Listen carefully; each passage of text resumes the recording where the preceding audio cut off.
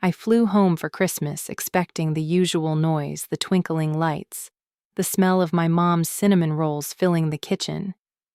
But when I stepped inside, the house was silent. The living room sat in darkness. The tree was unlit, and the quiet pressed against me like a wall. I walked slowly toward the kitchen, the soft tap of my boots on the old linoleum floor the only sound. Grandpa James sat at the table hunched over, holding a cold sandwich in both hands like it might fall apart if he let go. His shoulders sagged, his gray sweater hanging loosely on his smaller frame. He didn't look up at first. It was like he hadn't expected anyone to walk through that door. The kitchen light flickered faintly above him, casting long shadows over the empty chairs around him. On the fridge, a note caught my eye. I read the shaky handwriting once, then again, hoping I had misunderstood. Used your savings for Ryan. Watching him this week. Cancun's great. Mom and Dad. I felt something sharp twist in my chest. 4 years of working double shifts, skipping vacations, counting every dollar I saved for student loans, all gone.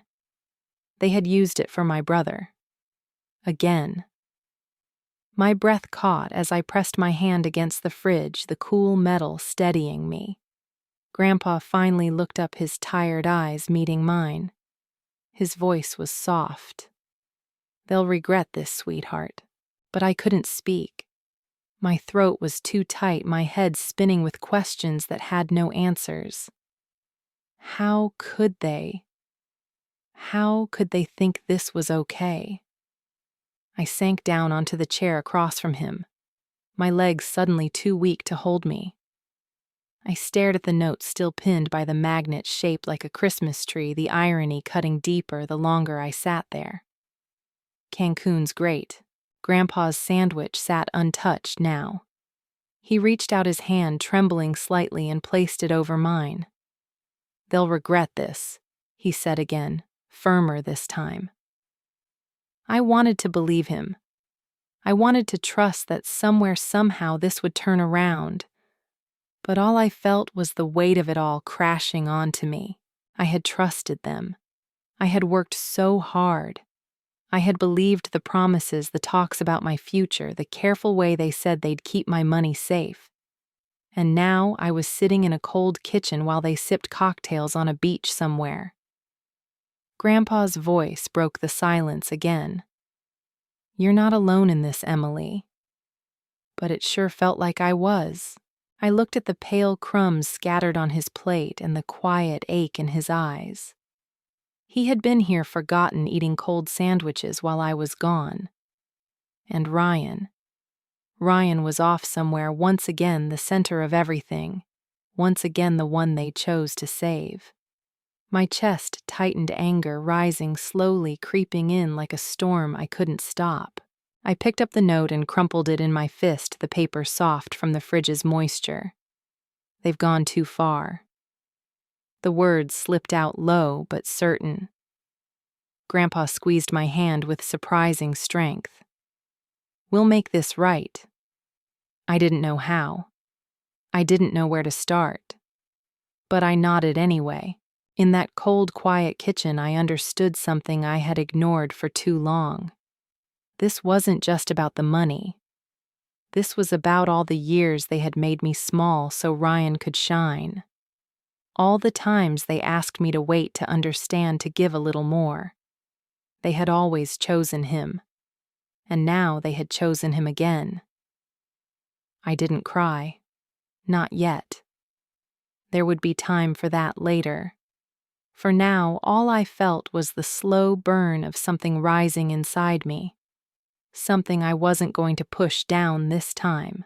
I started working when I was 16.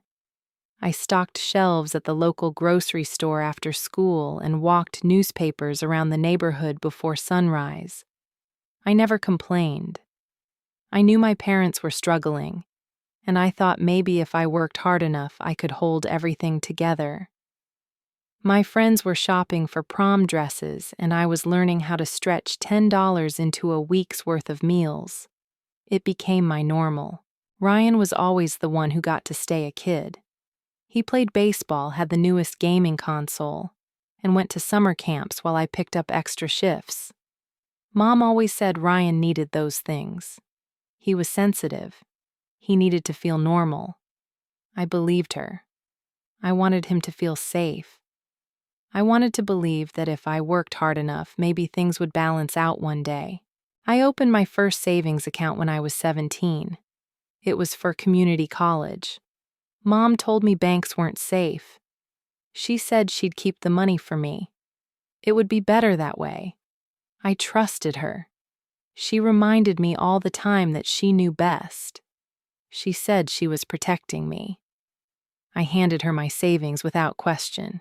Every month I gave her more. I worked late nights as a hospital orderly while taking college classes in the morning. My friends talked about spring break. I picked up double shifts to send extra money home. It was always for something. For Ryan's new baseball bat. For his summer trip. For the new braces he hated but Mom said he needed. I told myself this was what family did. We took care of each other. Even if it felt like I was the only one carrying the weight. I watched Ryan fall further behind in school. Watched my parents find excuses for every missed assignment. They said he was finding himself. They said not everyone needed to go to college. When I graduated, they stood beside him in every picture.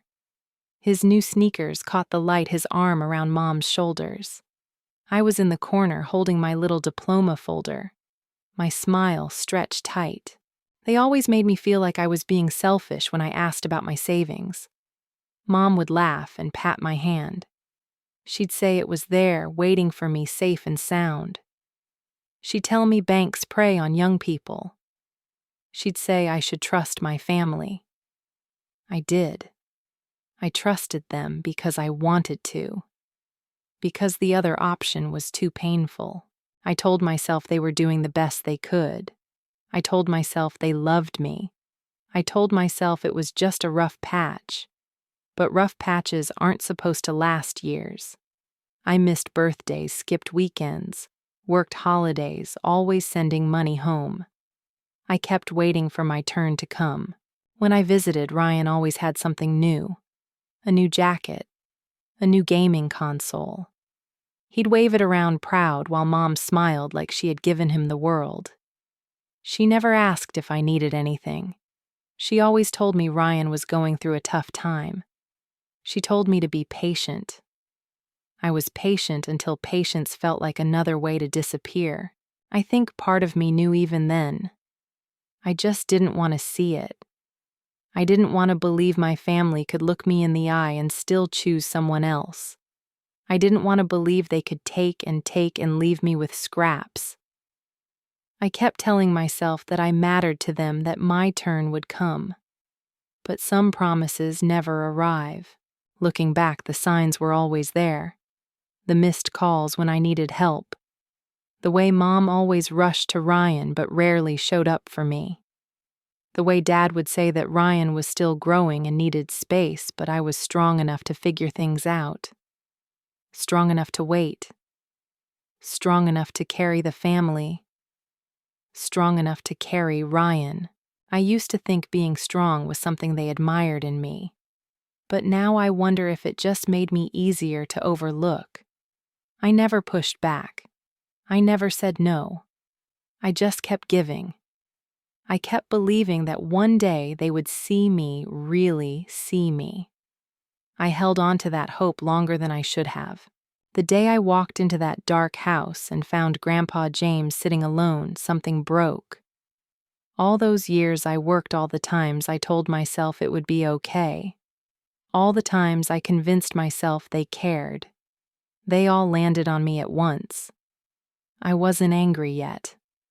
I wasn't ready to feel that. All I felt was tired, so deeply tired. And somewhere under that, the smallest spark of something I hadn't let myself feel in years. Maybe it was the beginning of anger. Maybe it was the beginning of something else. I wasn't sure yet. But I knew I couldn't keep living in the quiet space where I waited for my turn. Not anymore. I walked through the house, my boots brushing against dust and the corners of scattered mail. The sink was full of dirty dishes, some caked with food that had dried and hardened. Unopened envelopes were piled on the counter, their red stamps warning of final notices. I opened the refrigerator expecting leftovers or something ready to heat. Instead, I found condiments, half a bag of bread, a few slices of processed cheese, and nothing else. It smelled faintly of sour milk. Grandpa James stood behind me, his hand resting on the back of a chair, his knuckles pale from gripping it too tightly. His voice was quiet as he told me he had been eating sandwiches all week because his hands shook too much to lift pans safely. I watched his fingers tremble as he tried to fold a napkin. I felt the weight of his words pressing into me. He hadn't wanted to bother anyone.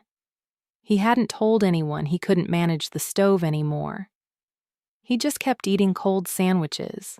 I looked around the kitchen again, really seeing it this time. The crumbs, the stained counters, the stack of ignored bills, the silence that filled the house where there should have been care. My chest tightened. Grandpa told me Ryan had stopped by the day before to borrow his car and $20. Ryan promised he would come back soon. That had been more than 30 hours ago. I tried calling Ryan. It went straight to voicemail. I called my parents. Voicemail again. The recording said they were making memories in Cancun and to leave a message. I stared at the phone in my hand, hearing that cheerful voice like it came from another planet. They had left Grandpa here alone. They had left me to find this. I went upstairs, opened the door to Ryan's room, and the smell of smoke and stale beer hit me instantly. His bed was unmade clothes with tags still on them thrown across the floor. There was a new gaming console set up next to his bed, a pile of fast food wrappers nearby, and an expensive jacket crumpled in the corner. I found prescription bottles without labels, a small scale, and crumpled dollar bills stuffed under his mattress. The signs were all there. Ryan wasn't just troubled. He was sinking. The doorbell rang as I stood there trying to make sense of it all. Brenda, the neighbor, stood on the porch with concern written across her face. She pulled me into a quick hug and said she was relieved someone had finally come. She told me about the loud parties Ryan had been throwing, how cars lined the street late into the night, how she had called my parents, but they brushed it off. Boys need to blow off steam, they told her. Brenda didn't look convinced. Neither was I. I closed the door and sat on the couch, feeling the sharp edges of everything I had just seen. My grandfather's trembling hands. The refrigerator empty of anything worth eating. The piles of unpaid bills. Ryan's carelessness spread across his room like it belonged to someone else's problem. But it wasn't someone else's problem anymore. The frustration rose in me, steady and sharp. How had they let it get this bad? How had they gone to Cancun knowing Grandpa couldn't cook, knowing Ryan was disappearing further into whatever this was? I looked at the framed pictures on the wall. Smiling family portraits, perfect moments frozen in time. They didn't match what was happening here. I thought about the sandwiches Grandpa had been eating. Cold, dry sandwiches day after day because his hands could no longer hold a pan steady.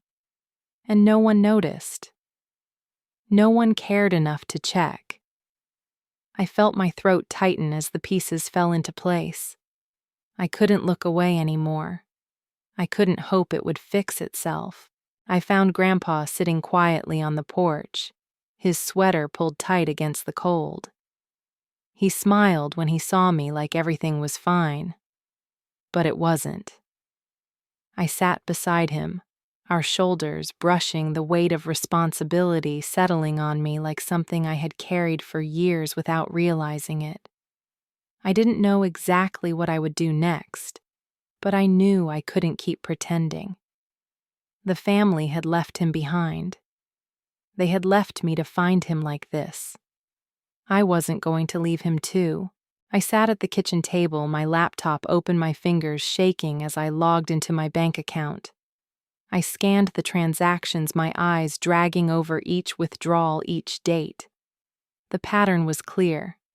Small amounts at first, spread out just enough that I wouldn't notice right away. Then the amounts grew. They pulled more often until the final transfer 3 days ago emptied everything. The last deposit I had made was 6 months ago. That's when it started. That's when they began taking what I had spent years building. I clicked through each line, reading my mother's name attached to the withdrawals. She still had joint access from when I was a teenager. She never asked me. She never told me. She just took it. I stared at the screen, feeling like I was looking at someone else's life. But this was mine. This was my future. This was what I had trusted them to protect. I pulled out Grandpa's bank statements from the stack of unopened mail.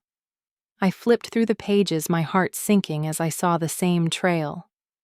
A $39,000 loan pulled from his savings last year. It was marked as a temporary family loan.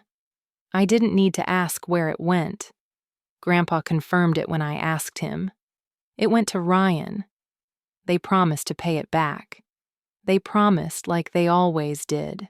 I sat back in the chair, the edges of the paper cutting against my fingers. I knew this wasn't just about the money.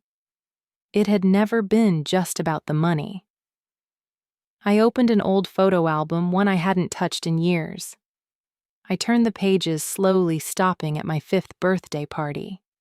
Ryan sat in the center, unwrapping my presents, his face lit with excitement. I was in the corner watching, holding the card with my name on it. I turned to my high school graduation. There I was in my cap and gown, standing just behind my parents while they leaned in close to Ryan. The angle of the photo almost cut me out completely. I flipped further, landing on a Christmas photo from 2 years ago. Ryan sat in the middle of the couch, gifts stacked high around him. My small sweater and bookstore gift card sat untouched on the side table. I had told myself these were little things.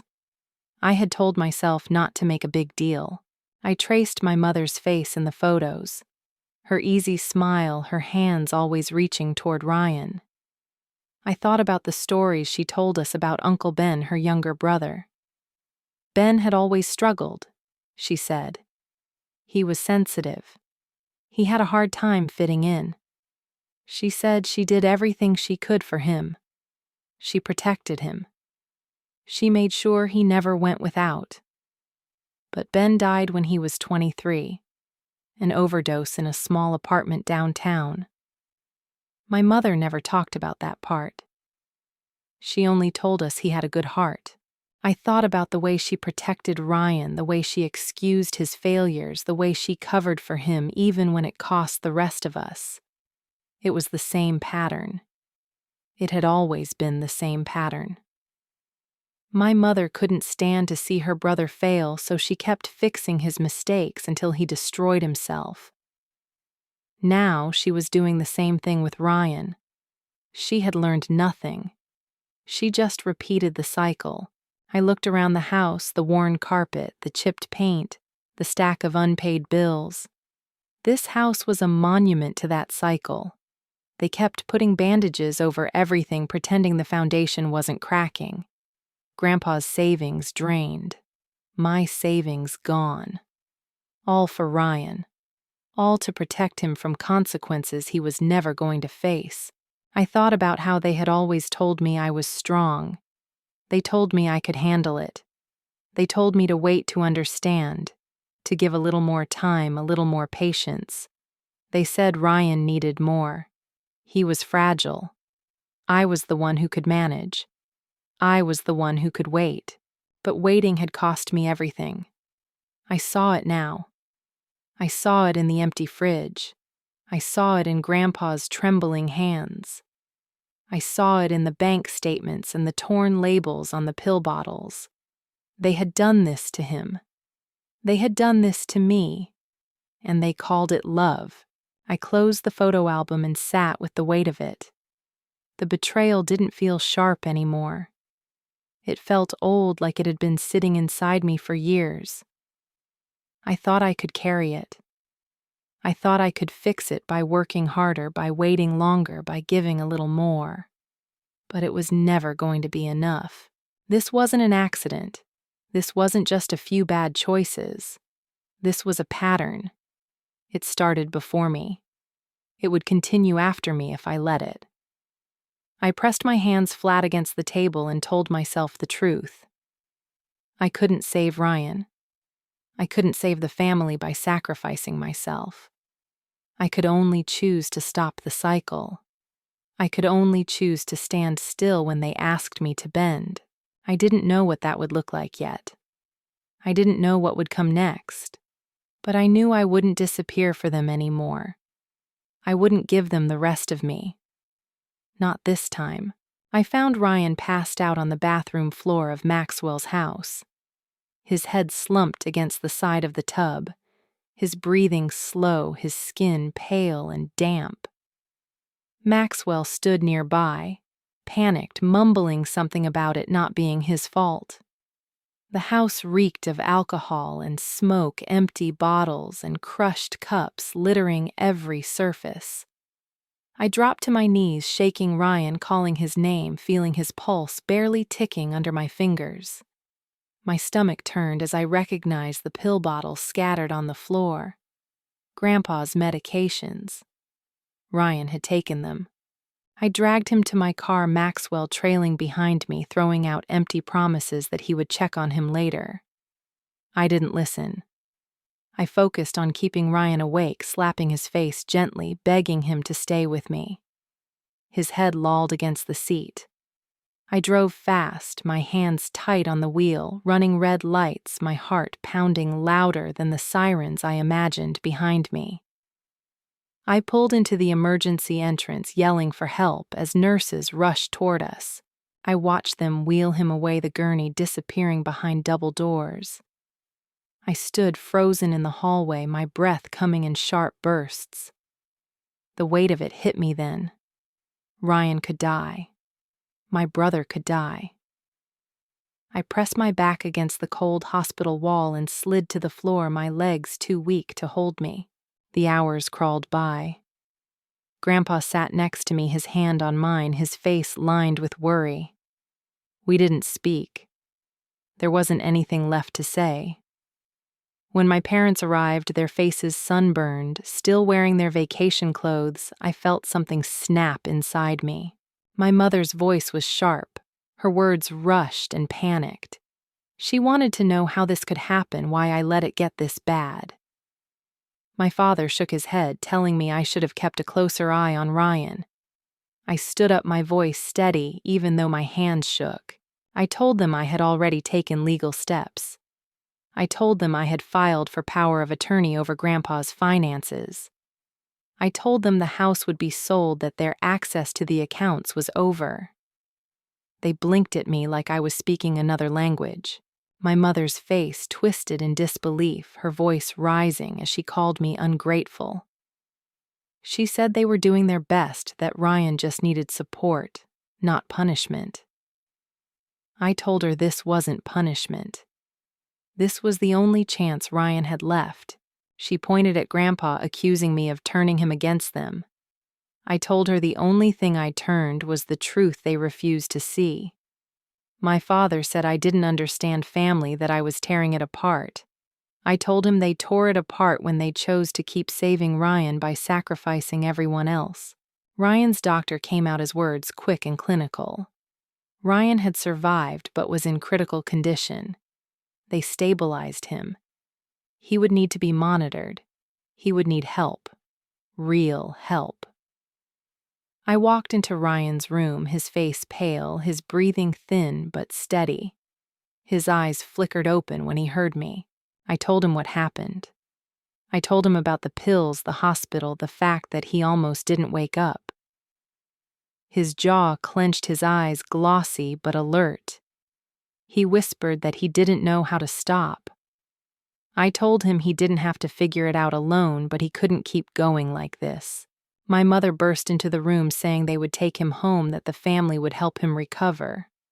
I told her he wasn't going home. He was going to rehab. It was already arranged. My mother's voice cracked, calling me cruel, calling me distant, saying I didn't understand him. I told her I understood him better than she did. I told her I understood what enabling looks like. I told her I wasn't going to let Ryan die so she could keep pretending everything was fine. Ryan's voice was weak but firm. He said he wanted to go. He wanted to get better. My father barked that it was a mistake, that we were rushing him into something he didn't need. I told him this wasn't a negotiation. It wasn't their decision anymore. I watched my parents fall silent, their usual control slipping away. I saw the cracks in their certainty, the panic behind their anger. They could no longer bend me. I had done what they never could. I had said no.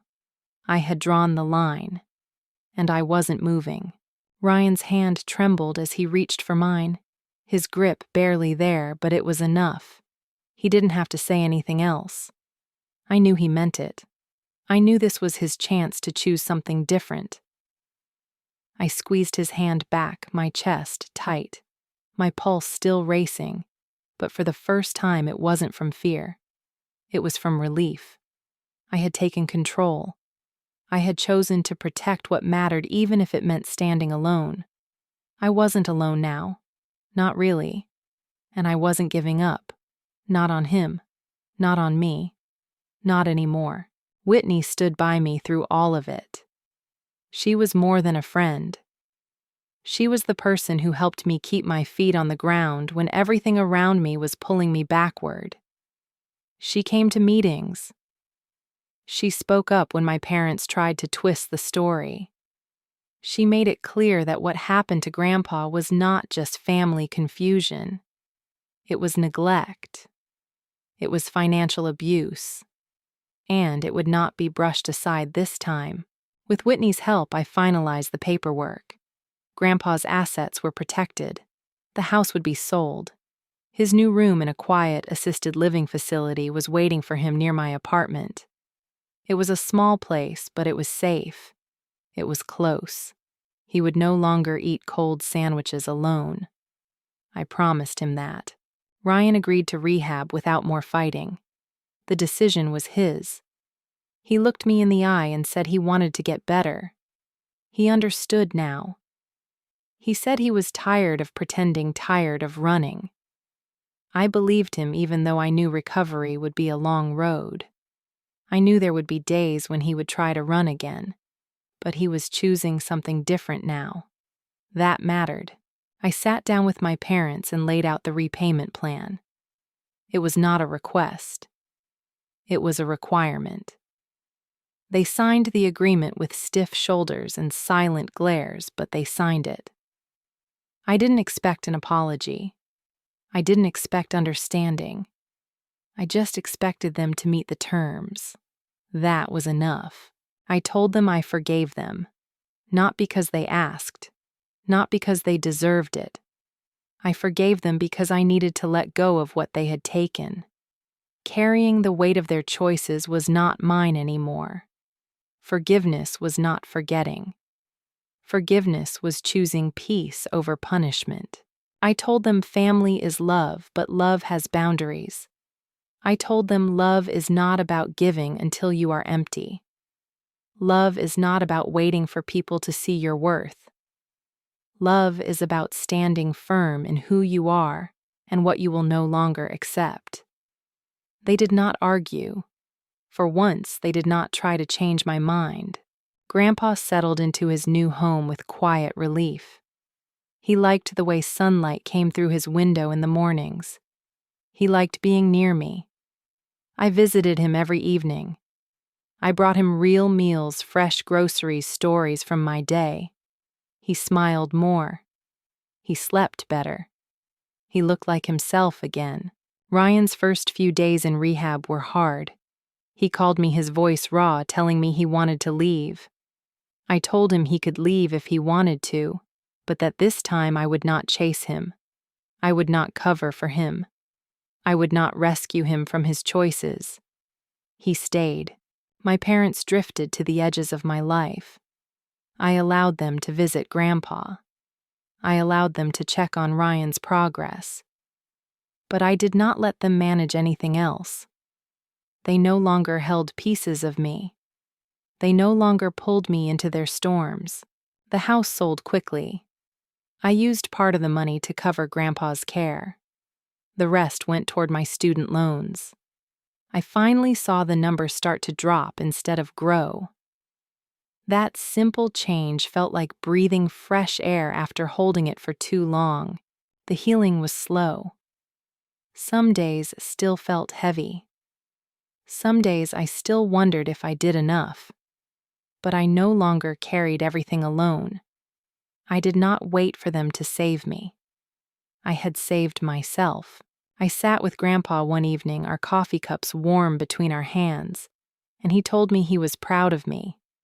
He told me I had broken the pattern. I wanted to believe that. I still do. Family is complicated. Love is complicated. But I learned that real love does not ask you to disappear. Real love holds space for you to stand tall. To anyone listening, I hope you remember this. Setting boundaries is not abandoning your family. It is choosing to love them without losing yourself. It is choosing to stop the harm. It is choosing to begin again. I am not the same person who walked into that dark house at Christmas. I am not the same daughter, not the same sister, not the same granddaughter. I am someone who stood still when it mattered. Healing is not quick. It is not easy. But it is possible. And you do not have to carry it all alone. You never did.